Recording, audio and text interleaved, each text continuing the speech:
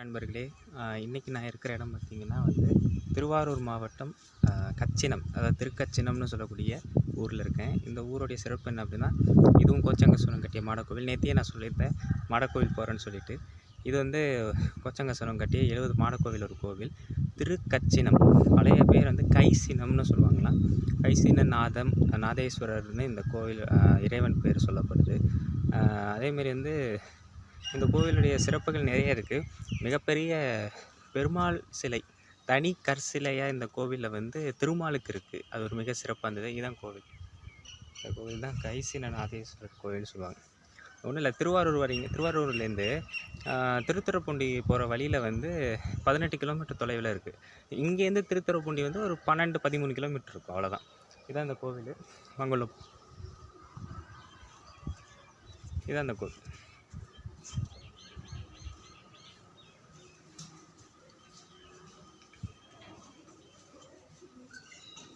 இந்த கோவிலுடைய சிறப்பு என்னென்னு பார்த்தீங்கன்னா, இந்த கோவில் மற்ற மாடக்கோவில் மாதிரி பெரிய அளவுக்கு உள்ள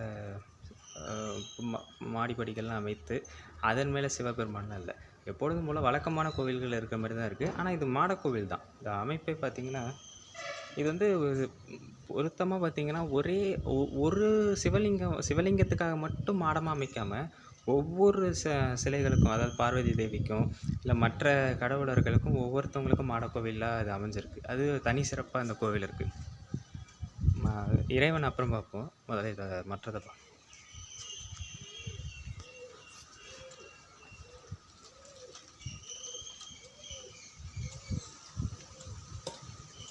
அதேமாரி இந்த கோவிலுடைய இன்னொரு சிறப்பு என்ன அப்படின்னா, சிற்பத்திலே அனுமன் அவருடைய சிலை இருக்குது. அதை நான் காட்டுறேன். இதுதான் கோவிலோட அமைப்பு. தலைமரம் வில்வ மரம் தான் நினைக்கிறேன். இதை பாருங்க, தட்சிணாமூர்த்தி,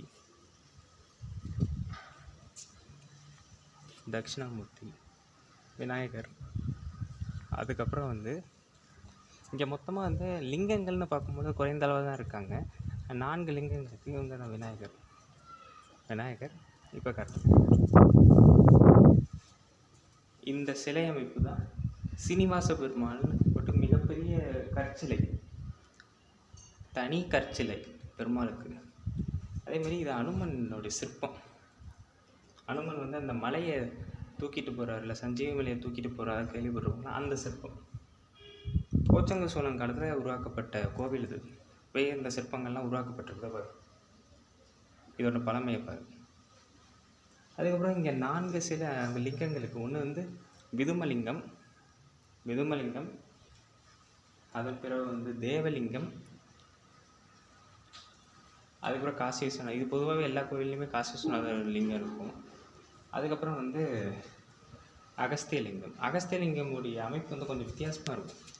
அந்த மேல் உள்ள பாகம் எப்பொழுதுமே கொஞ்சம் செங்குத்தாக ஒல்லியாக இருக்கும். அது கொஞ்சம் வித்தியாசமான அமைப்பு. இங்கே இந்த கோவில் லிங்கோத்பவர் அண்ணாமலையார் வடிவத்தில் இருக்கார். பாருங்க, இந்த வடிவத்தில் தான் இருக்காங்க. மற்ற கோவிலெல்லாம் லிங்கோத்பவர்னு மேலே பிரம்மன் பறக்கிற மாதிரி, கீழே பெருமாள் இந்த பன்றி அவதாரம் எடுத்து போகிற மாதிரியெல்லாம் சிற்பம் இருக்கும். நடுவில் சிவன் தோன்ற மாதிரி இருக்கும். அதுவும் லிங்கோத்பவர் காட்சி தான். இங்கேனா அண்ணாமலையார் உருவத்தில் இருக்காங்க. ரெண்டுமே ஒன்று தான், ஆனால் சில கோவில்களுக்கு ஏற்ப அது மாற்றிருக்காங்க, அவ்வளோதான். அப்புறம் முருகன், வழக்கம் போல முருகன் வள்ளி தேவனா ஒரு கோவிலையும் மாறி இருப்பார். இங்கே 6 கரங்களோட 6 முகத்தோடு இருக்காரு. 6 முக பெருமான இருக்காரு வள்ளி தெய்வானியோட. அடுத்து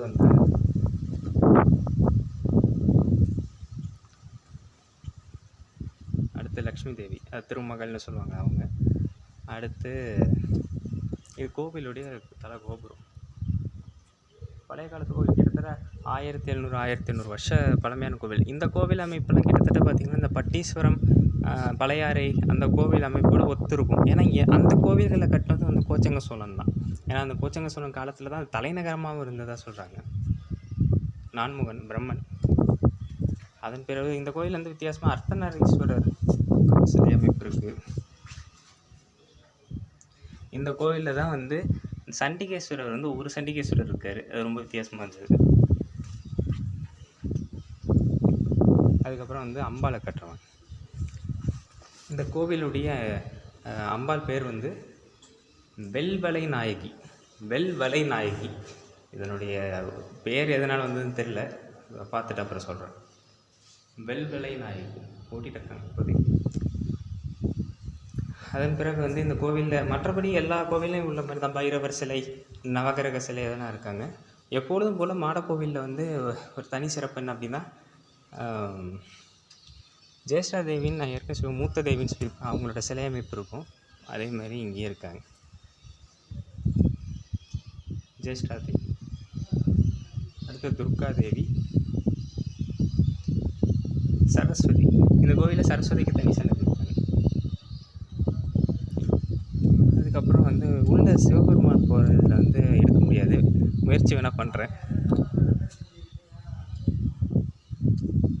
வேறு இங்கே ஒன்றும் பெருசாக அவ்வளோதான். இந்த கோவிலோட அமைப்பு வந்து இவ்வளோ தான். அதுக்கப்புறம் நவகிரகத்துக்கு தனி சன்னதி, நவகிரக தனி சன்னதி. அதன் பிறகு வந்து வழக்கமாகவே வந்து இந்த மாடக்கோவில் மாதிரியான நிறைய கோவிலில் வந்து பைரவருக்கு 3 பைரவ சன்னதிகள் இருக்குது. அதே போல் வந்து சனீஸ்வரனுக்கு தனி சன்னதி இருக்குது. அப்புறம் எல்லா கோவில்லையுமே, அதுவும் இந்த திருவாரூர் வட்டத்தில் உள்ள எல்லா கோவில்லையும் உள்ள என்னென்னா, எப்பொழுதுமே சூரிய பகவான் பக்கத்தில் ஒரு சிவலிங்கம் அமைகிறார். இந்த லிங்கத்துக்கு பேர் வந்து கொங்குவனநாதர். சூரியன், அதாவது சூரியன் வந்து சிவபூஜையில் இருக்கிற மாதிரி அந்த சிலை அமைப்பு வைத்திருக்காங்க. அவ்வளோதான் இந்த கோவில் அமைப்பு.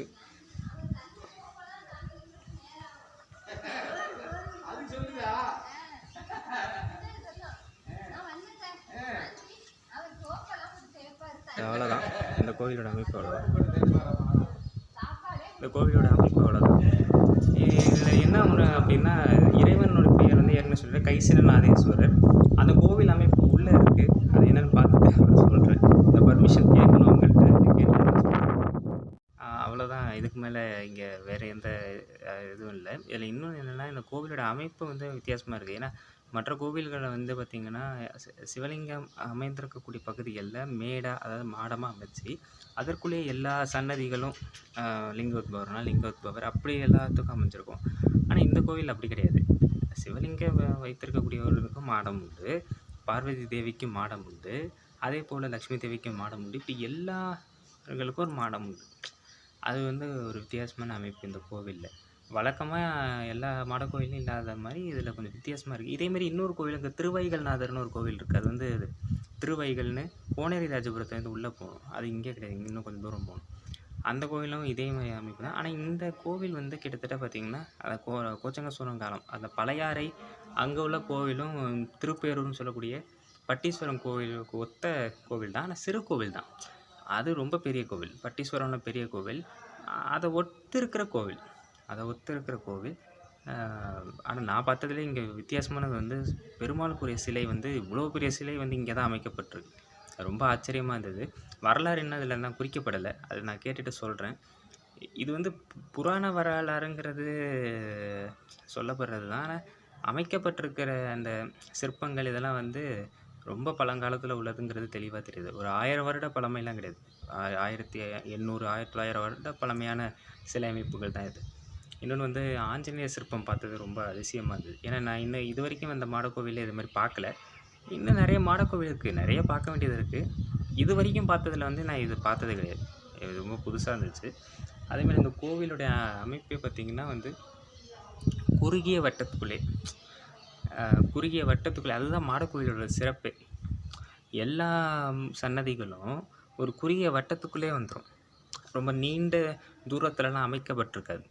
ரொம்ப ஒரு குறுகிய வட்டத்துக்குள்ளேயே வந்து சிலை அமைப்புகள், எல்லா சன்னதிகள் எல்லாமே இருக்கும். அது மாடக்கோவிலோட ஒரு மிகப்பெரிய சிறப்பு. இப்போ இந்த ஊருக்கு வர்றதுக்கு இடையிலே ஒரு ஊர் பார்த்தேன், அதுவும் மாடக்கோவில் தான் நினைக்கிறேன். அது வந்து மாடக்கோவில் வரிசையில் கொடுக்கப்படலை, ஆனால் அதனுடைய அமைப்பு வந்து மாடக்கோவில் அமைப்பில் இருந்தது. அது வேணால் போகும்போது பார்க்கணுன்னு தான் தோணுது. ஏன்னா ஒருவேளை மாடக்கோவிலாக கூட இருக்கலாம், அது ஒரு அமைப்பு. அதேமாதிரி வந்து சிறுபுலியூர்னு ஒரு ஊர் இருக்குது. அது வந்து கூத்தனூர் போகிற வழியில் இருக்குது. கூத்தனூர் தான் எங்கள் ஊர்லேருந்து ஒரு 20 கிலோமீட்டர். சரஸ்வதி கோயில் கேள்விப்பட்டிருப்பீங்க. அதற்கு கொஞ்சம் 4 கிலோமீட்டர் முன்னாடி சிறுப்புலியூர் கிருபா சமுத்திரேஸ்வரர் கோவில்னு சொல்றாங்க. அந்த கோவிலும் கிட்டத்தட்ட மாடக்கோவில் அமைப்புன்னு தான் சொல்றாங்க. அதேமாரி நான் ஏற்கனவே ஆவூர் பசுபதீஸ்வரர் கோவிலும் சொல்லியிருப்பேன். அது போயும் காட்டிட்டேன். அந்த கோவில் போறதுக்கு ஒரு 1 கிலோமீட்டருக்கு முன்னாடியும் வந்து அ பசு அது அந்த இறைவன் பேர் எனக்கு சரியா தெரியல. முதல்ல அந்த கோவில் தான் நான் ஆவூர் கோவில்னே நெனச்சேன். அப்புறமா தான் சொன்னாங்க அது வேறன்னு. ஆனா அதுவும் மாடக்கோவில் தான். ஆனா அது வந்து அ கல்வெட்டுகள்லயும் இல்ல எந்த சான்றுகள்லயும் சொல்லப்படல. அது போய் பார்க்கணும். இப்ப தான் கொஞ்சம் ஆராய்ஞ்சு பார்க்கும்போது அதுவும் மாடக்கோவில்னு தெரிஞ்சது. இந்த திருவாரூர், மயிலாடுதுறை, தஞ்சாவூர், கும்பகோணம் இத சுற்றியே மாடக்கோவில் எல்லாம் அமைஞ்சிருக்கு. ஒருவேளை கோச்சங்க சோழன் வந்து அதிக தூரத்தில படையெடுத்து போய் ஒரு நாட்ட வெற்றி பெற்று அங்க கூட அமைச்சிருக்கலாம். ஆனா அந்த மாரி இதுவரைக்கும் தெரியப்படுத்தல. அது இன்னும் ஆராய்ஞ்சா தான் அவருடைய மாடக்கோவில்கள் இன்னும் எங்கெங்க இருக்குன்னுலாம் தெரியும். அப்புறம் திருப்பாம்புரமும் மாடக்கோவில் தான். அதுக்கப்புறம் வந்து மணல்மேடு இலுப்பப்பட்டு கோவிலும் மாடக்கோவில் தான். இப்படி எண்ணற்ற கோவில் அவர் கட்டின கோவில் இருக்கு. இத எதுக்கு சொல்றேன் அப்படின்னா, அ நம்மலாம் ராஜராஜ சோழன், ராஜேந்திர சோழன் எத்தனையோ மாமன்னர்கள் பத்தி சொல்றோம். இவர்களுக்கெல்லாம் முன்னோடி வந்து கோச்சங்க சோழன் தான். 70 மாடக்கோயில் நமக்காக கட்டிக் குடுத்துருக்காரு. நிறைய விஷயங்கள் இதில நமக்கு சொல்றாரு. அதனால அவருடைய புகழும், அவருடைய கோவில்களின் சிறப்ப பற்றியும் உலகம் முழுக்க அதாவது குறுகிய வட்டத்துக்குள்ளேயே நம்ம முடிச்சுக்கக்கூடாது. எல்லாருக்கும் அத நம்ம எடுத்து சொல்லணும். அதனால தான் இந்த தகவல் நான் சொல்றேன். இத எல்லாருக்கும் பகிருங்க. ரொம்ப நன்றி.